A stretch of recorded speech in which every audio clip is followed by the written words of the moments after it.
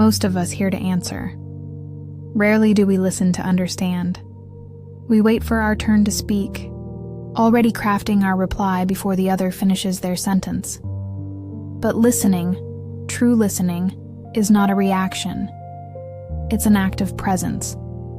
To listen is to empty space within yourself, to make room for what isn't yours. It's to become quiet enough that another person's world can enter, without colliding with your own. It's not agreement. Not silence for politeness' sake, but a suspension of self. A pause that says, "You matter enough to be heard." The mind doesn't naturally listen. It analyzes. It collects, compares, translates, interrupts. It wants to fix before it understands. That's why real listening begins not with the ears, but with stillness. A still mind doesn't need to defend or define. It can finally receive.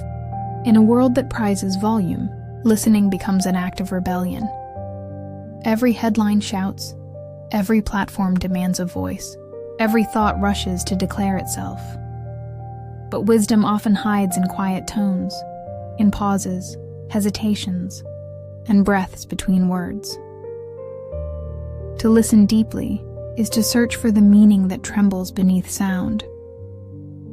We think silence is empty, but silence is where truth gathers courage. When we stop filling the air, something ancient begins to speak, not through noise, but through resonance. You can feel it when someone truly listens to you. Their stillness becomes a mirror, reflecting not your words, but your essence. Empathy grows in quiet soil. It cannot be rushed or argued into existence. It must be cultivated through attention. To listen with empathy is to say, "I may not know what it's like to be you, but I am willing to stay long enough to try." That kind of listening heals, not by solving pain, but by witnessing it without turning away. Sometimes the most compassionate thing we can say is nothing at all, just presence, the warmth of someone who isn't in a hurry to fix the unfixable, because not every wound needs words. Some only need space to breathe. Listening transforms even conflict. Arguments soften when both sides realize they are being heard, not judged. Silence between words becomes bridge instead of wall. The same principle applies inside us. When the mind learns to listen to the heart, the noise of doubt begins to fade. The practice of listening begins within.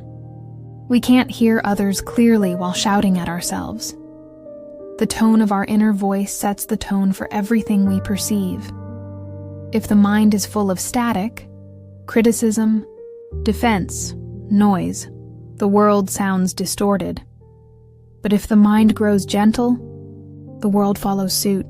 We hear more nuances, more kindness hiding in ordinary sentences. Stillness is the teacher of listening. It trains us to wait, without fear, to realize that pauses aren't failures, they are thresholds. The moment we stop trying to fill every silence, we start hearing life itself breathing. Listening is not passive. It requires effort, but the kind that feels like surrender. It asks us to hold space for what we cannot control, to sit with uncertainty without rushing to translate it, to understand that not everything said needs a solution. Some things only need acknowledgement. The heart listens differently. It doesn't care for logic or sequence. It recognizes tone, rhythm, sincerity. It hears what the mouth hides. The heart listens for intent, for the tremor of truth that the mind often misses. And when the mind quiets long enough to follow the heart's lead, understanding deepens into connection. In conversation, real listening changes the air. The speaker relaxes, the words slow down. Even the silence feels kind. You can feel presence arrive. Invisible but undeniable.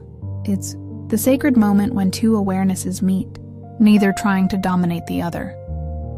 Listening, in its highest form, is a form of love. It says, "You are safe here." Not because I agree with you, but because I am not trying to erase you. When we listen like that, we stop being separate minds and start being one shared silence. The mind learns to listen the same way it learns to breathe, by noticing. It listens not only to words, but to the spaces around them, to tone, to eyes, to pauses that say what language can't. It listens to the world as if every sound carried intention, and every silence, meaning. Even the simplest things start to speak when we listen differently. The hum of the refrigerator, the rhythm of footsteps on tile, the rustle of leaves that sound like patience. The world is always talking. We just need to quiet enough to hear it. Listening doesn't end with sound. It extends into feeling, into perceiving without assumption, into meeting others with gentleness instead of agenda. It's how understanding becomes tangible.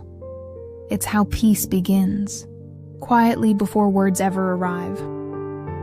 When the mind learns to listen, the heart finally speaks. Not loudly, not urgently, but clearly.